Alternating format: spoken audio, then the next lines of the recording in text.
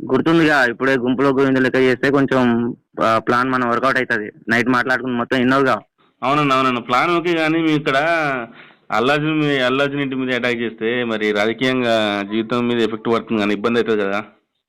మళ్ళీ అట్లా మాట్లాడితే మహేష్, మనం నైట్ ఏం మాట్లాడుకున్నాం, నీకు పొలిటికల్ గా ఎలాంటి ఇబ్బంది వచ్చినా గానీ బీఆర్ఎస్ పార్టీ నీకు అండగా ఉంటది. గుర్తుపెట్టుకో ఇది మాత్రం.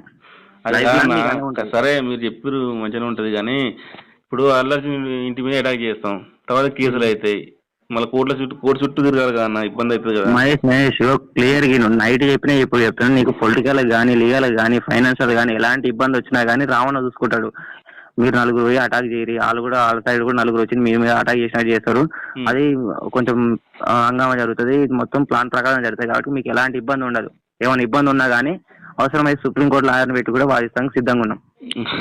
ఓకే అన్న, కాదంటలేం కానీ మరి మీరు ఇచ్చిన కమిట్మెంట్ మాత్రం మర్చిపోతాను. మీరు చెప్పిన దానికంటే ఎక్కువనే చేస్తా. కానీ ఒకరు గుర్తుపెట్టుకో మహేష్ అన్న, కమిట్మెంట్ విషయంలో కానీ ఇష్యూలు వచ్చినా కానీ పార్టీ మీకు అండగా ఉంటుంది. మీకు అనుకున్న టైంకి అనుకున్న ప్లేస్కి వచ్చి అందుతాయి మీకు అందరికి అన్న.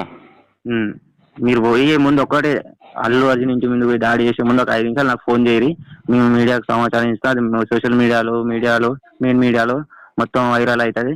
అది మొత్తం హంగామా జరిగేటట్టు చేయరు అంతే. మీరు చేయాల్సింది ఒకటే, దాడి కూడా కాదు, ఒక హంగామా లాగా చేస్తే అయిపోతుంది. ఓకే అన్న, నువ్వు చెప్పినాకనే మీరు లోపలికి పోతాం అన్న.